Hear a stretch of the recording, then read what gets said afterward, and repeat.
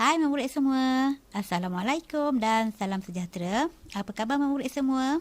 Baik, hari ini kita akan sambung lagi sekali soalan sains Kertas 2 bagi set 1 soalan nombor 6.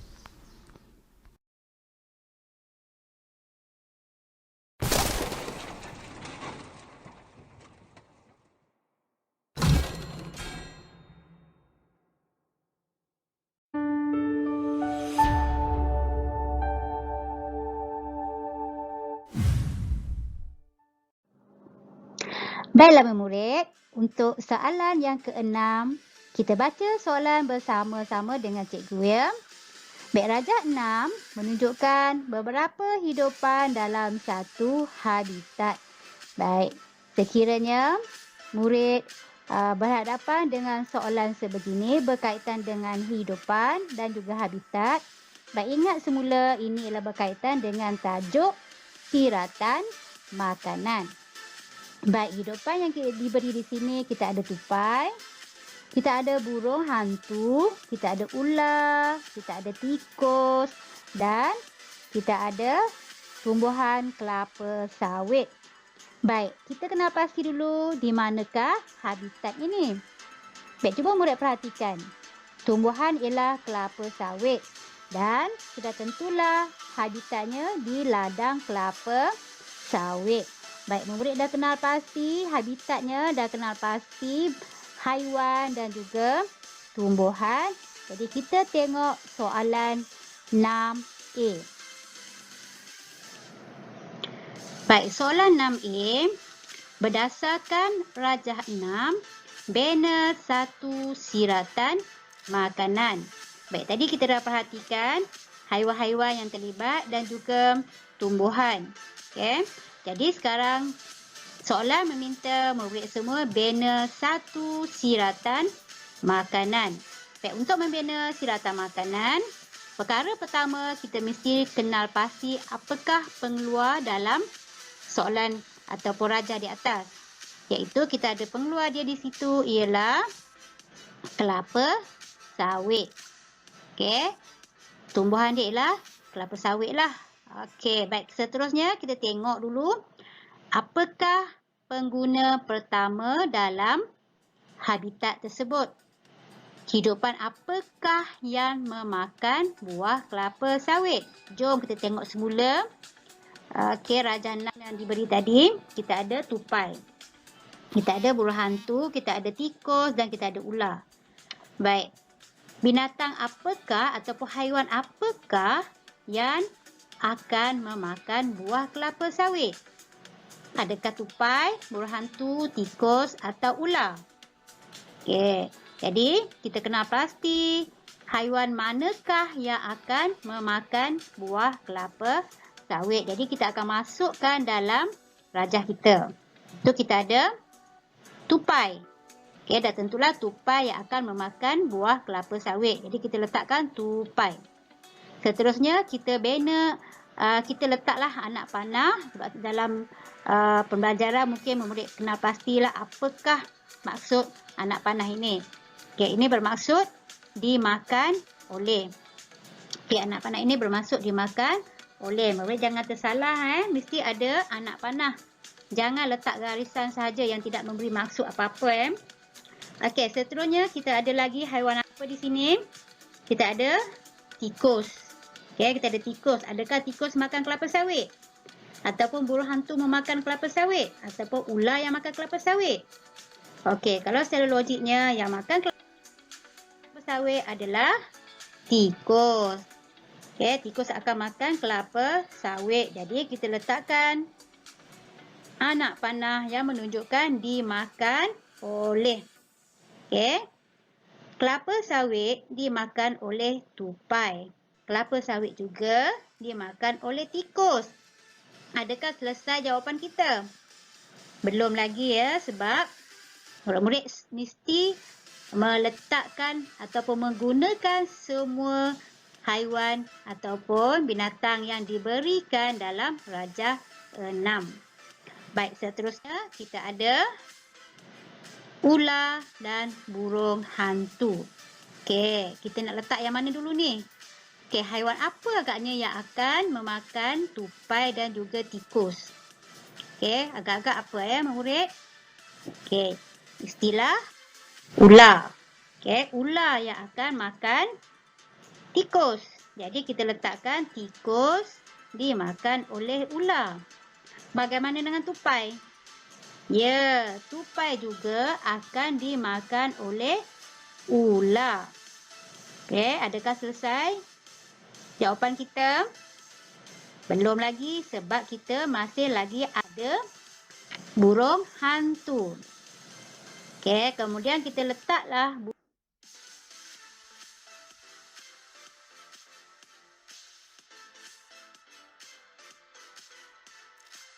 burung hantu. Okey, kita letak, kita gunakan burung hantu. Kita guna semua hidupan yang diberikan. Baik, burung hantu. Apakah makanan burung hantu? Ya, kita ada ular. Ular dimakan oleh burung hantu. Adakah selesai? Ada lagi tak haiwan yang dimakan oleh burung hantu? Burung hantu juga akan memakan tupai. Kita katakan tupai dimakan oleh burung hantu. Bagaimana dengan tikus? Adakah tikus dimakan oleh burung hantu? Ya, tikus juga akan dimakan oleh burung hantu. Jadi, semua haiwan atau hidupan yang diberi kita telah masukkan dalam siratan makanan ini. Baik, sekiranya murid menyenaraikan ataupun menggunakan semua hidupan yang diberi dengan betul, maka murid layak mendapat 1 markah. Dan sekiranya murid berjaya membina siratan makanan anak panahnya betul, tidak terbalik, tidak menyongsang, maka murid layak mendapat lagi 1 markah. Jadi keseluruhan ialah 2 markah. Okey, boleh faham ya? Baik, sekiranya faham, kita terus kepada soalan seterusnya. Seterusnya kita tengok kepada soalan 6B. Okey, soalan dia. Jadual 6 menunjukkan keputusan penyiasatan yang dijalankan oleh sekumpulan penyelidik terhadap hasil pengeluaran buah kelapa sawit dalam habitat yang sama. Baik, murid cuba perhatikan jadual 6. Okey. Jadual 6 menunjukkan hasil pengeluaran kelapa sawit bagi bulan April dan juga bulan Mei. Baik, kita terus kepada soalan 6B1. Berdasarkan jadual 6, nyatakan satu pemerhatian. Baik, kata kunci soalan ini ialah pemerhatian. Bila soalan berkaitan dengan pemerhatian, apa yang perlu murid ketahui ialah kenal pasti yang manakah pemboleh ubah bergerak balas. Sebab pemboleh ubah bergerak balas itu adalah hasil penyiasatan kita, iaitu yang perlu kita perhatikan. Baik, cuba lihat jadual ini. Okey, kita ada bulan, kita ada hasil pengeluaran kelapa sawit. Baik, bulan ialah pemboleh ubah manipulasi, manakala hasil pengeluaran kelapa sawit adalah pemboleh ubah bergerak balas. Apa yang perlu murid kena pasti ialah lihat apakah corak ataupun pola bagi hasil pengeluaran kelapa sawit. Baik, cuba perhatikan. Bulan April ada 10 tan, manakala bulan Mei 8 tan. Baik, apakah corak ataupun pola bagi hasil pengeluaran kelapa sawit ini? Ya, sudah semestinya ialah berkurang daripada 10 tan menjadi 8 tan. Baik, dah kenal pasti pemboleh ubah, dah tahu corak ataupun pola bagi setiap bulan. Jadi, kita boleh tulis jawapan seperti ini ya. Baik, hasil pengeluaran kelapa sawit berkurang. Okey. Hasil ni tulis ya, tulis semua sekali maklumat yang diberikan. hasil pengeluaran kelapa sawit berkurang. Ataupun murid-murid juga boleh menulis jawapan seperti ini. Hasil pengeluaran kelapa sawit bagi bulan April lebih banyak berbanding bulan Mei. Okay, kita buat perbandingan antara bulan April dan juga bulan Mei. Baik, boleh faham setakat ini? Cikgu harap murid dapatlah. Sekiranya menghadapi masalah, bolehlah ulang tengok video yang cikgu berikan ini sehinggalah murid faham. Baik, untuk soalan 6B1, murid akan diberi 1 markah. Baik, kita tengok kepada soalan seterusnya. Baiklah, kita berhenti rehat sebentar dan jangan lupa tekanlah butang subscribe, like dan tekan loceng.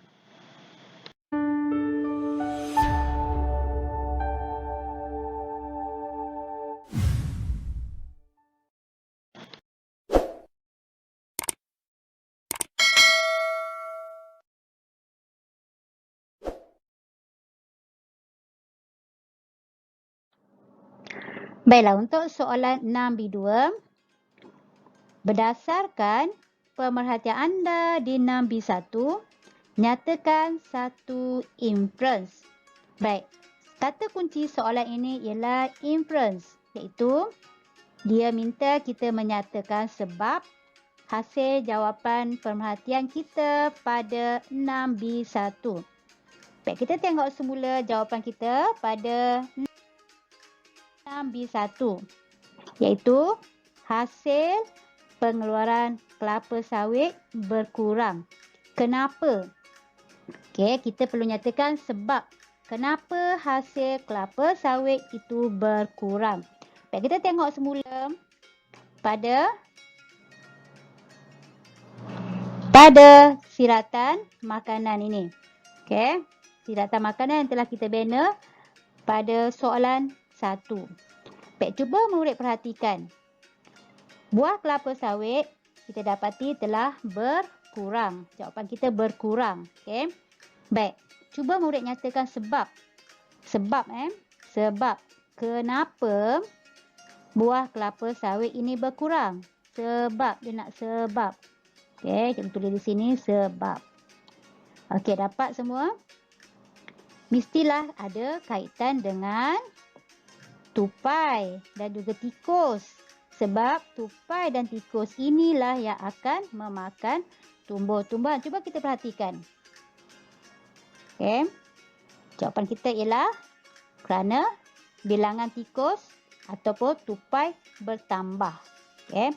Sekiranya bilangan tikus atau tupai ini bertambah, jadi dah tentulah haiwan ini akan memakan buah kelapa sawit. Ini menyebabkan buah kelapa sawit ini berkurangan. Hasil kelapa sawit ini berkurangan sebab adanya pertambahan tikus dan juga tupai. Okey, boleh dapat? Jadi jawapan kita bilangan tikus atau tupai bertambah. Baik, kita tengok soalan seterusnya. Baiklah murid, kita tengok soalan 6B3. Untuk soalan 6B3 ini, markahnya adalah 1 markah. Baik, soalan dia, perubahan populasi burung hantu dipengaruhi oleh bilangan tikus. Berdasarkan pernyataan di atas, nyatakan satu hipotesis. Baik, apakah kata kunci bagi soalan ini? Iaitu perubahan populasi burung hantu. Apakah masuk populasi? Populasi di sini membawa masuk iaitu jumlah ataupun bilangan burung hantu. Perubahan bermaksud sama ada bilangan burung hantu itu semakin bertambah ataupun berkurang. Dan perkataan dipengaruhi. Dipengaruhi ini ialah apakah yang akan memberi kesan kepada perubahan populasi burung hantu. Dan kita tengok bilangan tikus. Ayat ini membawa maksud bahawa apa-apa yang berlaku kepada bilangan tikus akan menyebabkan perubahan kepada populasi burung hantu. Dan soalan ini meminta kita membina hipotesis, iaitu kesimpulan awal. Baik, oleh itu kita kena pasti terlebih dahulu apakah pemboleh ubah dan pemboleh ubah manipulasi dan pemboleh ubah bergerak bala dalam soalan ini. Sebab untuk membina hipotesis, PUM dan PUB terlebih dahulu perlu diketahui oleh murid-murid. Baik, kita dah tahu PUM ialah bilangan tikus dan PUB ialah populasi burung hantu. Jadi, sebelum itu, jom kita tengok semula siratan makanan yang telah kita bina sebelum ini. Baik, di sini kita nak kaitkan bilangan tikus dan juga bilangan burung hantu. Baik, pola ataupun corak kita yang akan tentukan sendiri. Okey, kita tentu di sini sama ada kita nak buat pertambahan ataupun berkurang bilangan tikus dan kita nak tengok apakah kesannya terhadap bilangan burung hantu. Katakan kita memberi pola kepada tikus ialah bertambah. Dan kita lihat burung hantu. Kita andaikan, kita buat hipotesis bertambah burung hantu. Kita buat anak pandah ini menunjukkan anak pandah bertambah. Dan kita pun nak andaikan ataupun kita nak menyatakan bahawa burung hantu juga akan bertambah. Baik. Untuk itu, kita cuba bina hipotesis terlebih dahulu. Okey. Berdasarkan anak panah yang dah kita buat ini, hipotesis dia, jika bilangan tikus bertambah, maka populasi burung hantu bertambah. Baik, cikgu nak tanya murid semua. Adakah boleh sekiranya kita membuat pola ataupun corak tikus ini bertambah tetapi kita buat corak burung hantu ini berkurang? Okey, kita buat nak panah ke bawah berkurang. Jadi, hipotesis kita, jika bilangan tikus bertambah, maka populasi burung hantu berkurang. Perkataan bertambah ni kita ganti dengan perkataan berkurang. Okey. Boleh ataupun tidak? Okey, jawapannya boleh. Sebab ini adalah ayat hipotesis.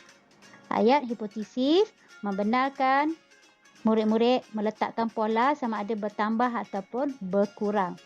Asalkan murid-murid tidak terbalikkan ataupun tidak meletakkan PUB di awal perkataan ataupun murid-murid meletakkan PUB terlebih dahulu dan diikuti PUM. Contohnya macam ni. Jika bilangan burung hantu bertambah, maka bilangan tikus bertambah. Yang ini tak boleh. PUM, PUB pastikan pada kedudukan yang betul. Baik. Dapat Itu pilihan jawapan yang pertama. Murid-murid juga boleh mengguna pilihan jawapan yang kedua. Sekiranya murid tidak biasa menggunakan perkataan jika maka. Okey, katakanlah di sekolah cikgu tak guna jika maka, tapi cikgu kamu lebih suka gemar menggunakan perkataan semakin. Tak jadi masalah. Okey. Semakin bertambah bilangan tikus, semakin bertambah populasi burung hantu. Boleh. Ataupun semakin bertambah bilangan tikus, semakin berkurang populasi burung hantu. Okey, dapat markah Atau panjang sangatlah cikgu untuk jawapan nak tulis semakin confuse. Nak tulis PUM dulu ataupun pola dahulu. Mana nak susun? Okey, tak apa. Cikgu mudahkan lagi cara kamu menjawab. Kamu gunakan pola sahaja. Pola diikuti PUM. Pola diikuti dengan PUB. Okey. Bertambah bilangan tikus. Bertambah populasi burung hantu. Okey. Atau bertambah bilangan tikus. Berkurang populasi burung hantu. Baik, setakat ni faham ya? Jelas ya murid? Baik, untuk soalan 6B3, murid diberi 1 markah. Jadi lengkaplah soalan 6 keseluruhannya adalah 5 markah. Baik. Hanya setakat ini sahaja yang dapat cikgu terangkan untuk latihan ataupun belajar sains petah 2 bagi set 1 soalan nombor 6. Sekiranya murid ingin mempelajari soalan nombor 5, 4, 3, 2 dan 1, bolehlah tengok video-video cikgu sebelum ni. Baik, sehingga kita berjumpa lagi untuk sesi pembelajaran akan datang. Terima kasih cikgu ucapkan di atas kesudian murid semua mengikuti sesi pembelajaran kita pada kali ini. Sekian. Terima kasih. Kita jumpa lagi. Bye. You make me